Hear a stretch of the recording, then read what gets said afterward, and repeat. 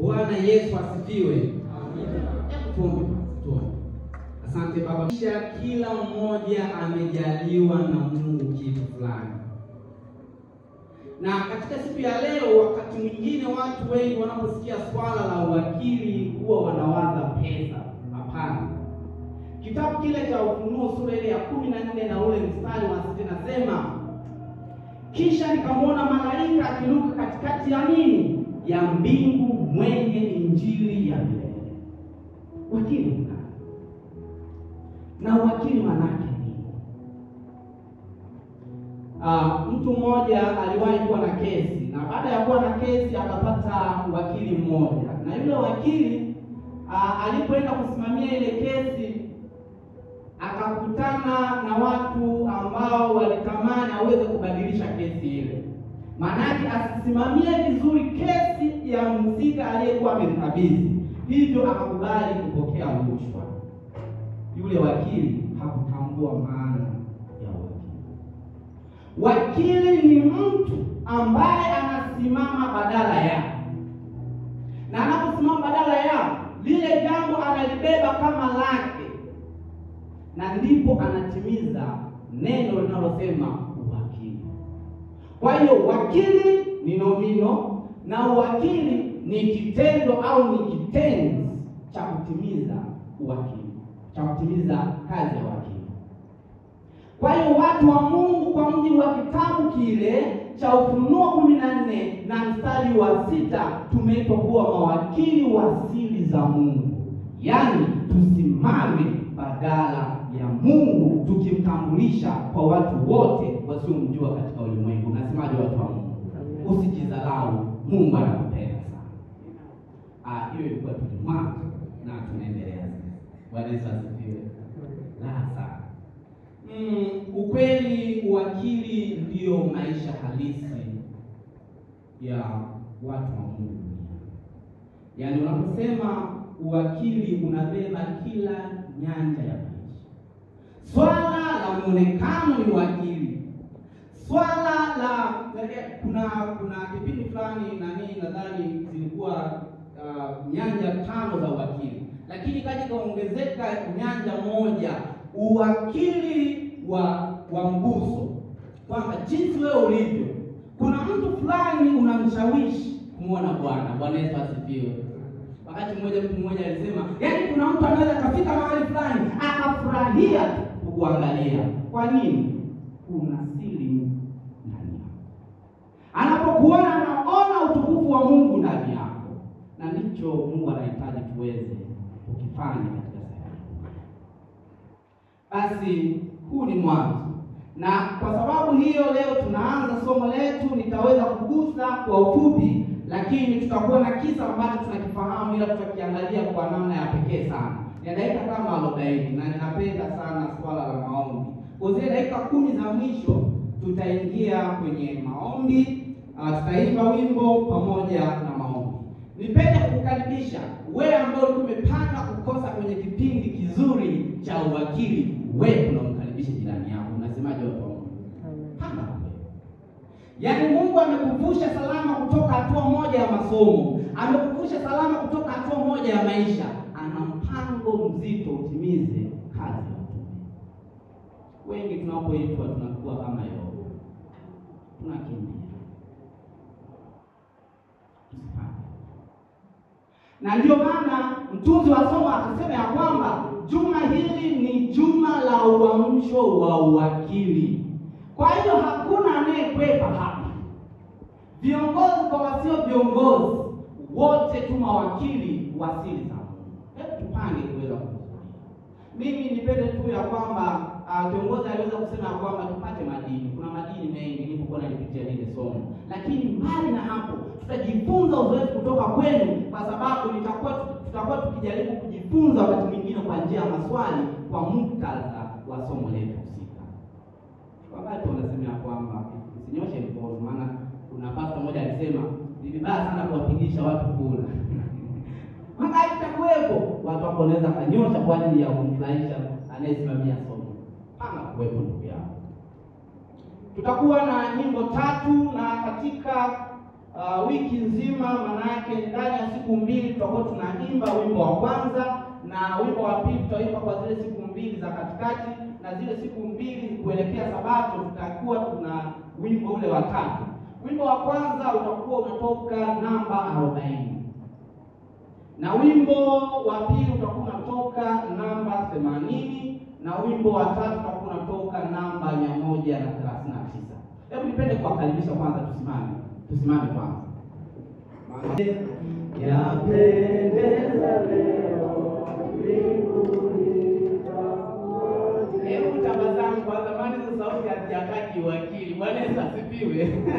Lazima mtu anapokuona amuone Kristo, akuone ukiwa na matumaini. Bwana Yesu asifiwe. Basi tunarudia vizuri, alafu mtaalamu pale utaweka mambo vizuri. Yapendeza leo mbinguni itakuwaje?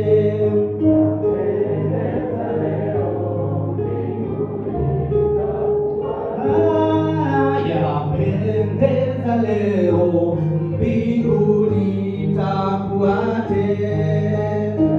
Yapendeza leo mbinguni itakuwaje? Twapendeza mbinguni itakuwaje?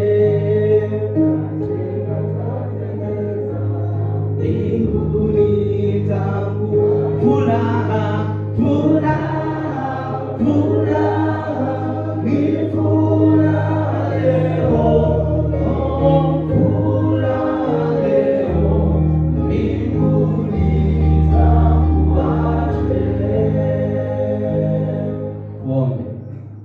Mungu wetu, hakuna anayeweza kusia ni watu wa Baba, ikimaanisha Baba yetu aliye mbinguni inamsonta Baba ambaye ni Baba wa wote. Bwana Yesu asifiwe. Sio Baba aliyenizaa, ni Baba aliye mbinguni. Kwa hiyo tunapoanza somo letu zuri, nipende tu kusema ya kwamba ilikuwa ni tamanio langu siku moja nisimame kwa ajili ya kuweza kunena na watu wa Mungu. Najua pia nyakati nyingine kupata nafasi hizi ni changamoto, si ndio? Kwa ndio maana nina furaha. Bwana Yesu asifiwe. Nina furaha kwa sababu unapotumika shambani mwa Mungu ndipo unapata nguvu zaidi. Lakini unashangaa kuna baadhi ya wengine kuna namna fulani. Usikimbie kazi ya Mungu. Usikimbie kazi. Kazi ya Mungu inatufanya tuwe na nguvu, na wakati mwingine kupitia kazi ya Mungu tunapopata changamoto inakufanya ukachunguze maandiko zaidi. Inakufanya umkimbilie Mungu zaidi. Bwana Yesu asifiwe. Fuatilia uone watu waliopenda kufanya kazi ya Mungu. Walijikuta wanafunuliwa mambo mengi ambayo hata hawakuwa wameyatarajia. Basi ninauliza swali moja tunaweza kushare. Siku moja kulikuwa kuna mtu mmoja maarufu sana duniani. Sema mimi kwa kweli mambo ya mpira, mambo ya nini hayo nilishaacha huko. Kwa hiyo simpati vizuri, ila kwenye somo letu ameelezewa. Alikuwa anaitwa Michael Jordan. Michael Jordan. Wapo akina Michael Jordan wengi duniani, lakini Michael Jordan anayezungumziwa hapa ni aliyewahi kuwa mchezaji wa mpira wa kikapu maarufu sana mpaka leo. Mimi naona hapa tunaweza kusema Bwana Yesu asifiwe. Maana huyu ni Michael Jordan. Sasa basi, historia yake inaonyesha ya kwamba alikuwa ni mtu aliyedharaulika sana. Alipoenda chuoni akawakuta ni kama first year au kama watu wa mwaka wa kwanza. Na hata na mimi, ila mimi kipindi nakuja tunakumbuka viongozi, nilikuja nikiwa na moto na namshukuru Mungu sijapoa, na natamani nisipoe daima. Bwana Yesu asifiwe. Usipoe. Michael Jordan akapoa. Alipopoa watu hawakutambua ana kipaji cha kucheza mpira vizuri. Mwaka wa kwanza ukapita, mwaka wa pili ukapita, ila siku moja akajaribu kuonesha alichokuwa amepewa na Mungu. Alicheza mpaka watu wakashangaa. Na kupitia hapo ndipo akaanza kutambulika, ndipo watu wakaanza kujua kuna mtu anaitwa Michael Jordan. Kuna mtu fulani anaweza kuficha kalama yake. Wengine wenda waliwahi kutoka sehemu fulani Mungu akiwa mwakabidhi uwakili ambao tunazungumzia habari ya talanta. Maana tunapozungumza mambo ya uwakili tunazungumzia zile nyanja zote. Kwa hiyo hata kalama ulio nayo inabidi umwakilishe Kristo. Sasa sizungumzii habari ya Michael Jordan, tunazungumzia habari ya vipawa vya Mungu alivyotupatia. Kwa hiyo historia inaonyesha kwamba huyu mtu amekuwa ni mchezaji bora na hata leo bado yuko ndani ya watu wanaofanya vizuri ingali hali hayupo tena duniani. Sasa swali kwako na kwangu, siku moja au wakati gani ambao umewahi kujaribu kufanya kitu fulani halafu ukawa wa mwisho au usichaguliwe? Nitapenda kumuuliza mtu mmoja hapa aweze kutuambia uzoefu wake, na huyo kuongea na huyo rafiki. Mtu wa Baba, Bwana ni mwema. Jisikia amani, kusimama kidogo na kiamsimama. Hebu tumsikilize huyu. Ni tukio gani ambalo liliwahi kukupata kwamba labda ilikuwa ni mchezo au ilikuwa ni kipaji fulani litakiwa uweze kukionyesha ila ukachaguliwa wa mwisho au usichaguliwe kabisa? Ni kama dakika moja tu na nusu karibu. Bwana ni mwema. Bwana ni mwema. Nakumbuka kipindi nilienda report form 1. Nikiwa form 1 na form 2. Nilitangazwa kugombea uongozi wa shule. Mimi nilikuwa nimegombea uongozi wa afya. Nilipogombea uongozi wa afya nilikuwa na kijana mmoja alikuwa form 4, anaitwa Ayubu. Nadhani yuko hapa leo. Mwaka 3 sasa hivi. Akawa akagombea OHP. Akagombea OHP. Walimu wakamnyima ule OHP. Na kwamba wakamrudisha kugombea ni afya. Watu kwa nakubali kwamba tugombea OHP mbali nampa kulamu. Lakini hapa ametolewa kwenye OHP aliyogombea afya ambapo nilikuwepo mimi. Umeona? Nilipokuwa mimi mwezi mmoja nikajua nimeshindwa. Sababu wale wanakubali na mimi nilikuwa nakubali. Wao hapa wamepita na kanishinda ni wapo. Asante. Barikiwa sana. Umejibu vyema, maana hata mwandishi anasema ya kwamba niliwahi kumpata jambo la mpira, lakini kiuhalisia siku moja wanapangwa timu kusudi iweze kufanye huo mchezo ambao ulikuwa unahitajika, alijikuta amekosa nafasi kabisa, na alikuwa anahitaji akaoneshe kipaji alichonacho. Leo tutajifunza habari ya kuchaguliwa, lakini pia tutajifunza kitu kimoja nilikiandaa hapa kwamba ni namna gani Mungu anafanya uchaguzi. Ni namna gani Mungu anafanya uchaguzi kwa ajili ya watu kupenda jambo fulani. Sasa hebu tusikilize kwa ufupi. Tunaposimulia kisa cha Daudi kwa watoto wetu, nadhani wengine hapo wana watoto, au kwa marafiki zetu, au kwa ndugu jamaa na marafiki ambao tuko nao, mara nyingi huwa tunajaribu kuzungumza maeneo nyeti ambayo Daudi aliwahi kupitia. Kwa mfano nimuulize mtu mmoja hapa. Wewe unafahamu, kwa mfano unakuja kumweleza labda mtu ambaye wenda hajawahi kusoma Biblia kisa kile cha Daudi. Wewe unadhani ungemwambia jambo gani ambalo wewe unalifahamu ndilo zito juu ya Daudi? Karibu. Daudi alipiga Goliathi. Mbeni amina. Mara nyingi huwa tunaangalia zile sehemu kubwa Daudi anapoingia kwenye uwanja ambao watu wazito, wazee, wataalamu wa vita wote walinywea, lakini Daudi akasimama. Bwana Yesu asifiwe. Ila Daudi, naomba nimfananishe na rafiki yangu. Daudi alionekana kuwa ni mtu wenda aliye dhaifu mno, kwanza kijana mdogo, lakini alilotenda liliwastajabisha watu wote. Hivyo ndivyo Mungu ambavyo anamuona kila mmoja. Akimwangalia Johnson ya dunia, anaona kuna kitu ambacho mimi nikimwangalia nasema mtu wa Baba huyu ni mwimbaji tu. Mungu anaona kitu fulani.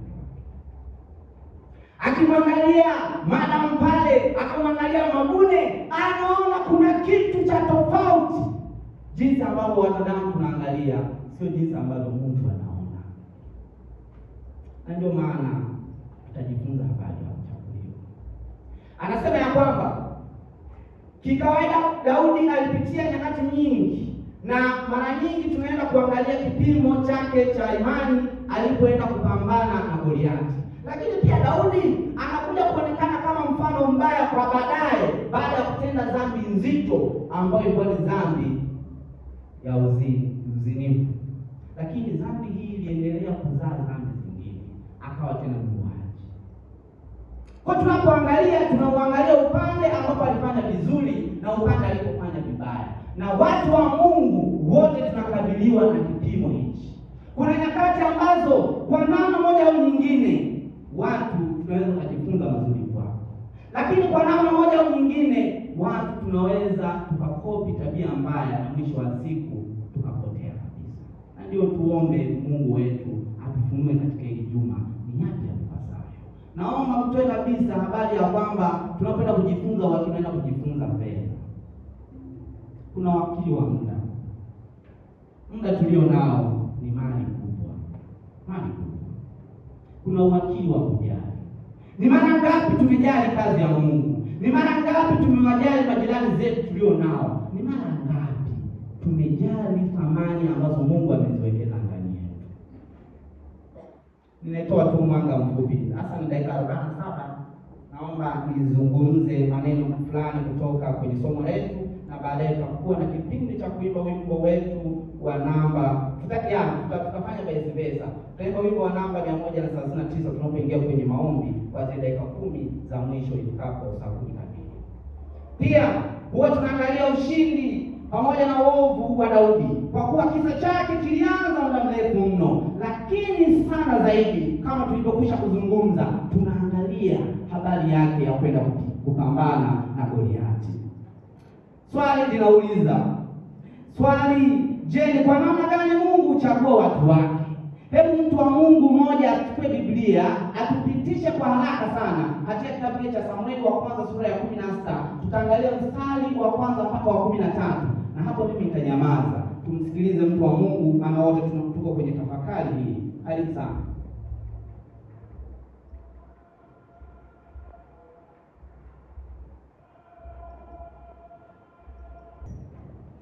Samueli wa kwanza 16 fungu la kwanza hadi la 13. Soma msomaji. Bwana akamwambia Samueli, hata lini utamlilia Sauli ikiwa mimi nimemkataa asiwamiliki Israeli? Kumbe Mungu anaweza kumkataa mtu fulani baada ya kukiuka uwakili. Ijaze pembe yako mafuta uende. Ndiyo. Nami nitakupeleka kwa Yese Bethlehemi. Mungu anaanza mpango wa uchaguzi.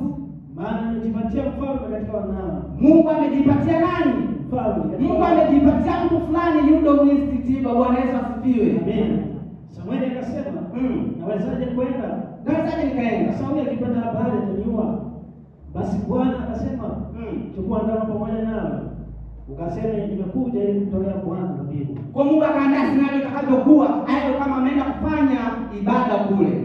Ukamwita Yese aje kwenye dhabihu, nami nitakuonyesha utakayotenda, na utamtia mafuta yule nitakayemtaja kwako.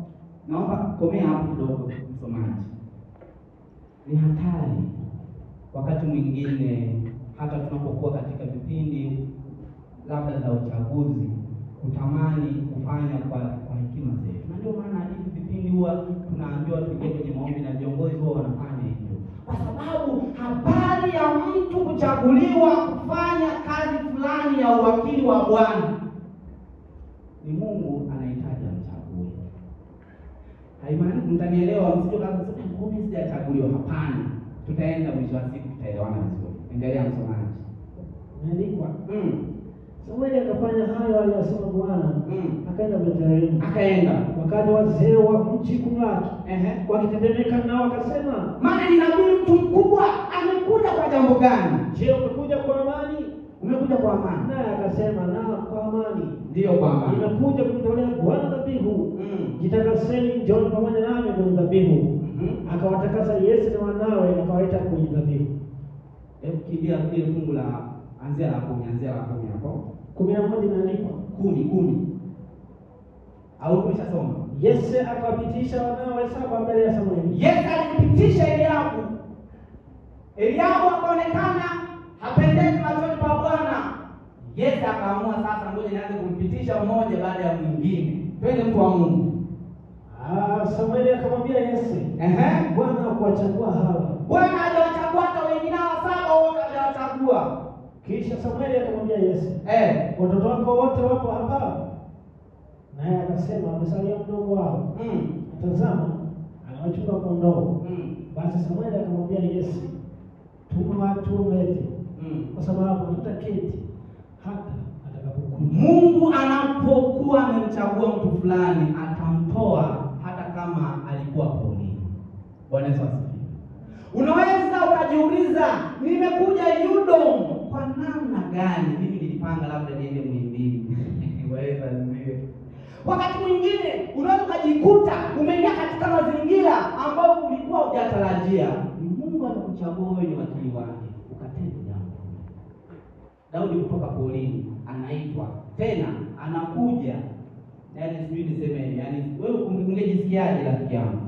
Yaani ulikuwa umetelekezwa huko, unafanya kazi ambazo ni kuonana kuna wanyama na nini kule. Lakini leo hii anashangaa, wito alioitiwa ulikuwa ni wa pekee mno. Kwanza anakuja mtu na anapokuja anakuja kwa pressure za juu. Daudi. Watu hawajakaa kule mbali. Nabii hakudhubutu hata kugusa kiti, maana alisema mwenyewe hatutakaa mpaka mtumishi wa Mungu aje. Mnasemaje watu wangu? Malizia kiongozi. Na imeandikwa. Basi akatuma mtu. Naye akamleta kwao. Alikuwa mwekundu, mwenye macho mazuri. Umbo lake lilikuwa la kupendeza. Sawa. Bwana akasema, ondoka mtie mafuta maana huyu ndiye. Ondoka mtie mafuta maana huyu ndiye. Bwana Yesu asifiwe. Nilipokuwa naangalia hii sentence, mwandishi alipigia mstari ikionyesha mtu unapochaguliwa kutenda kazi ya Mungu mahali fulani, hata watu 100 wakatae, sauti ya Bwana inabaki, ondoka umtie mafuta maana huyu ndiye. Bwana asifiwe. Unapokuwa mazingira ambayo hauelewi, jambo la msingi mwambie Bwana, wewe ndio ulichagua mahali hapa. Wewe uliniita. Kwa jambo la msingi ni nini? Nitie nguvu ili kusudi niweze kuwa wakili mwaminifu mazingira haya. Basi malizia kiongozi. Ndipo Samueli akaitoa pembe yenye mafuta. Akamtia mafuta kati ya ndugu zake. Akamtia mafuta kijana mdogo na aliyepatikana kwa njia wengine wanasema njia ya panya. Na roho ya Bwana ikamtilia Daudi kwa nguvu tangu siku ile. Tosha kabisa kiongozi. Maana ndio tulikuwa tunataka la 15. Roho ya Mungu baada tu ya Samueli kumtia mafuta Daudi ilikuja juu ya Daudi. Bwana Yesu asifiwe. Kwa wenda wakati mwingine tunaweza tukawa tumesafiri katika mwaka uliopita, katika miaka mingine ile iliyopita, kwa wale ambao ni MDs, wale ambao kwa mwaka wa 4, Bwana Yesu asifiwe. Wale mwaka wa 3, wale na wale mwaka wa 5, kuna wakati uenda haukutambua kwamba umechaguliwa. Unapokuja kutambua, Roho wa Bwana atakuja juu yako. Daudi alikaa katika hali ya kujidharau. Tumejifunza mfano kutoka kwa wale mtu wa Mungu, sikumuuliza, alijisikia vibaya. Na ndio maandishi anazungumza ya maneno, nitayasoma. Kimsingi, ikiwa mtu hakuchaguliwa kukimbia mbio, maana yake kukimbia mbio za Bwana, hakuna uwezekano wa kushinda. Na Mungu anapofanya uchaguzi, tumejifunza katika kitabu cha Samueli wa kwanza, sura ya 17 mstari wa kwanza mpaka ule wa 13. Kiuhalisia Eliabu alikuwa ni giant. Nani giant hapa? Kuna watu wamebarikiwa ni wakubwa, alafu mahensamboi. Nani hapo? Leo simama kidogo, nikutolee mfano tu, mtu wa baba kidogo tu. Watu wa Bwana Yesu asifiwe. Ezra, wakati Samueli ameambiwa, kumbuki Samueli aliambiwa, nimejipatia mfalme huko kwa Yese. Hakumwambia nenda kanichagulie mfalme. Kwa alienda na jibu la Mungu ya kwamba Mungu amejipatia mfalme kwenye familia ya Yese. Ila sasa wakati anaenda, step ya kwanza alipofika akakutana na Yese, akamwambia sasa kuna mambo moja mbili tatu hapa yuko mfalme. Ila alipokuwa anaelekea, alipomuona Eliabu, akasema yamkini huyu ndiye waziri wa Bwana, mpaka mafuta wa Bwana keti kiongozi. Akaenda akachagua kabla ya kusikiza sauti ya nani? Ya Mungu. Mungu akamwambia neno hili. Alimwambia, hatukusoma tu, akamwambia hapana, huyo sijamchagua. Kwamba Mungu kila mmoja ana thamani kwake. Bwana Yesu asifiwe. Ila kila mmoja anafaa mahali fulani.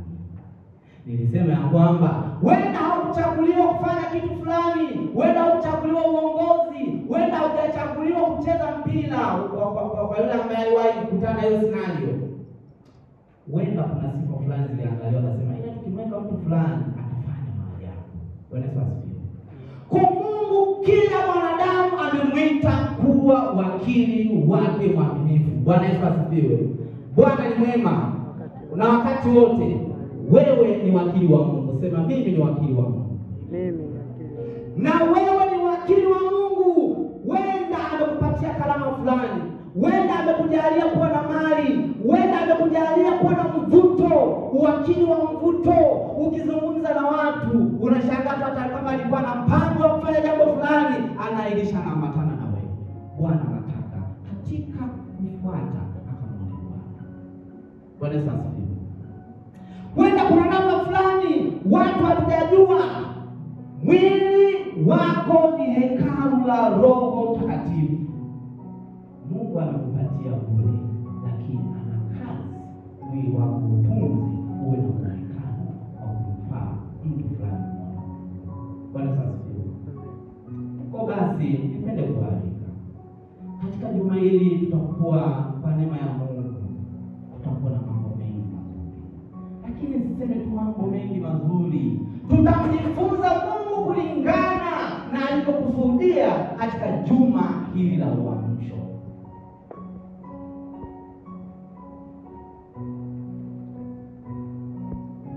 Akasema maneno haya, ondoka mtie mafuta, maana huyu ndiye. Kila mmoja anapochaguliwa na Mungu huweza kutenda jambo fulani ambalo litamfaa mtu mmoja au mwingine aweze kumuona Mungu. Na tunapoenda kumalizia kujifunza sasa kwenye somo letu la leo, habari ya kuchaguliwa. Fundisho la kwanza, Mungu huchagua kabla hujafanikisha kitu chochote maishani mwako. Mungu anamchagua mtu wake kufanya kazi fulani, wenda kwa bado ni mtoto mdogo. Ile unapokuwa wazazi wanakuona, wanakupangia huyu mtu wa baba huyu wenda kaenda kufanya kitu fulani, wenda watu wanaona huyu mtu ana maana, ila Mungu amemwandaa kwa ajili ya kazi. Jambo la pili, Mungu haangalii nje. Angalia nje anapofanya habari ya kumchagua. Anaangalia jinsi alivyokuandaa. Anaangalia kusudi lake huyu mtu. Labda atanifaa mahali fulani. Huyu nimemwandaa kwa ajili ya kitu fulani. Na hivi wewe unaweza ukaona wakati unaopitia wewe sasa. Lakini jambo la tatu, wakati wa Mungu ni tofauti na matazamio ya mwanadamu. Ni kitu cha msingi sana. Na hicho tunakigusa kwenye ile fungu la 15. Ya kwamba Roho wa Mungu alimjilia Daudi, sio tu kumjia kwa nguvu. Bwana ni mwema. Tunahitaji nguvu ya Roho wa Mungu katika juma hili la uamsho. Bwana Yesu asifiwe. Tuanze na kuuliza Bwana. Hatuwezi kumaliza mwaka, hapana. Jana tulijifunza habari ya documentary. Hakuna hata mmoja ambaye anaweza kuwa salama hata kwa dakika moja bila mkono wa Mungu. Hayupo. Tunahitaji nguvu. Tunahitaji Roho wa Mungu aje juu yetu kwa nguvu. Masomo yetu hata tukipitia changamoto tusitahimili. Unajua nini? Dakika zangu zimeisha zilizokuwa nimesema. Nipende kuwakaribisha tusimame. Tusimame. Tunapoelekea kuimba wimbo namba 139 tu tafakari. Daudi alipoijiliwa na nguvu ya Roho wa Mungu, alikaa miaka 15 ahadi ikiwa bado haijatimia ya kufanya kusudi Mungu aliyokusudia. Hivi unaweza kufikiria ila kwa sababu ya nguvu ya Roho wa Mungu, Daudi alistahimili mawimbi makubwa mazito. Haiwezekani kuvumilia mambo magumu bila nguvu ya Mungu, haiwezekani. Unajua kisa cha Daudi tunakifahamu vizuri, lakini tu niseme ya kwamba miaka 15 aliyopitia ilitosha huenda ikata ile ahadi ya Mungu ya yeye kuwa mfalme. Alikata tamaa, angeweza kukata tamaa. Aliishi kama mtumwa, aliishi akiwa amejitenga na familia yake. Huenda tulikuwa tumetengwa na jamii. Unaweza ukawa umetengwa kwa namna nyingine. Unaweza ukawa umejitenga kifikra ya kwamba mimi siwezi kuimba, mimi siwezi kuhubiri, mimi siwezi kufanya kazi ya uinjilisti. Mimi nipo hapa na kwa kuhudhuria kanisani. We learned on yesterday about Sabbath keepers in this world. We have mentioned it almost in 2-3. We have categorized it into 3 groups. First of the group, it was about the faithful Sabbath keepers, and this was the light group. And the second one that I want to talk for this moment, those people who go to church on Saturday.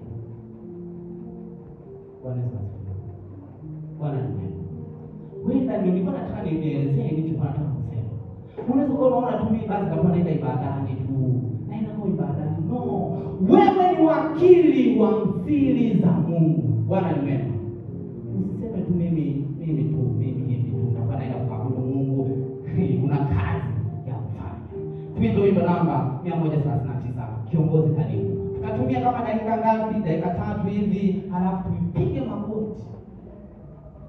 Nitamkaribisha kiongozi moja ya Roho wa Mungu, sijui ananiambia ni mchague nani. Aliye mahali.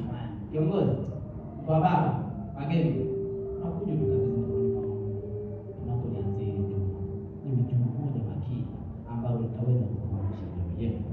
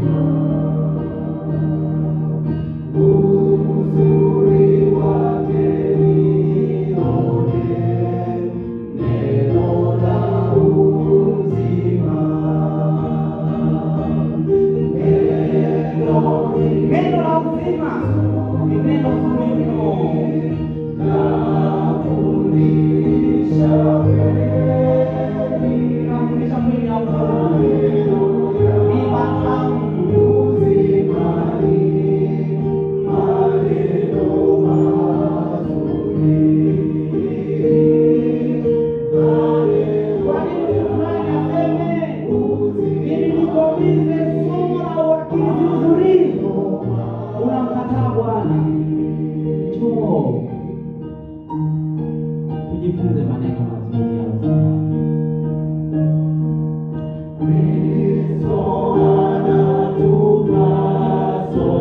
Niko kwa ajili ya kila mtu.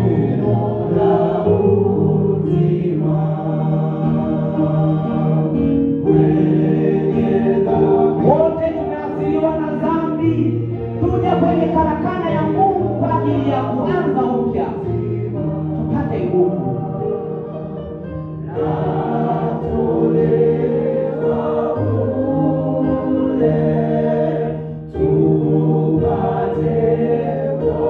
Wahudumu watakuja, hakuna anayewalipa ila bosi wao ni Mungu. Utakuja si kwa sababu ya kuja kupewa hela, bali Mungu amekuchagua. Sisi ni matajiri. Ukiona hata una hela useme wewe ni tajiri. Bwana Yesu asifiwe. Mungu amekukirimia. Uhai ulionao unatosha kumchague Mungu.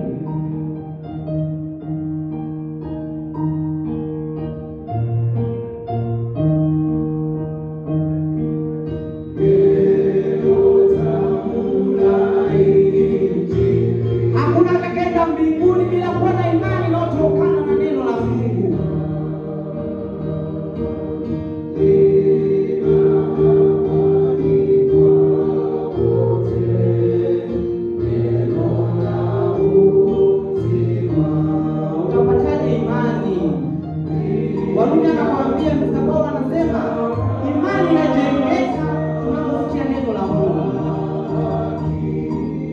Njoo tujengeka katika imani, tukue imani hadi imani, tupige hatua za ushindi hadi ushindi. Umeshinda ukaja tuoni kwa mara nyingine.